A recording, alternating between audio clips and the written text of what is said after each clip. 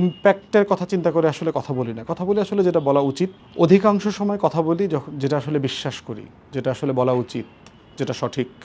আমাদের পুরো পারিবারিক ঐতিহ্য আছে আর কি। আমার দাদার ভাই আপনার পঞ্চায়েত চেয়ারম্যান ছিলেন প্রায় 28 বছর, ব্রিটিশ পাকিস্তানি আমল মিলায়ে। আমার বাবা ছাত্র রাজনীতি করেছে, ছাত্র ইউনিয়ন করতো, পরে জাসদ করেছে। আমার চাচা রাজনীতি করতো, ওয়ার্কার্স পার্টি করেছে। বড় ভাই রাজনীতি করছে অল্প সময়ের জন্য, আমি ছাত্র রাজনীতি করছি। মানে মানে আমরা রাজনীতির মধ্যে বড় হয়েছি আর কি।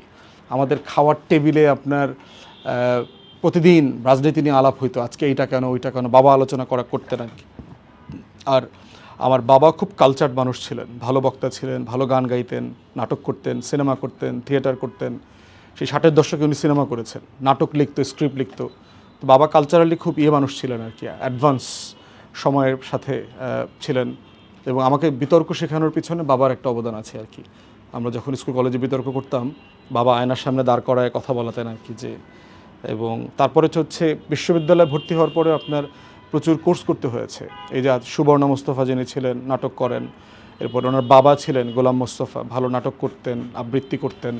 ওনারা আমাদেরকে পড়াতেন, মানে ওনারা পড়াতেন হচ্ছে সরেয়া সরেয়া পড়াতেন, যে কিভাবে উচ্চারণ করতে হয়, কথা বলতে হয়।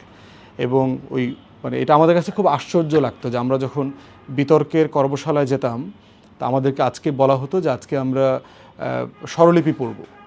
আমরা আদর্শ লিপি থেকে বের করে উনি বোর্ডে লিখতেন, ক বলেন, সবাই ক বলেন, একসাথে বলাতেন, আবার একজন একজন করে বলাতেন যে ক খ এরকম।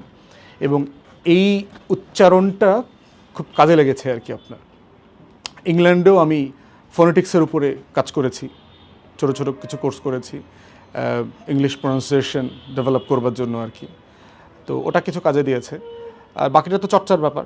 আপনি যখন কন্টিনিউ কথা বলবেন, ছোটোবেলা থেকে ক্লাস 8-9 থেকে কন্টিনিউ মঞ্চে কথা বলছি আর কি।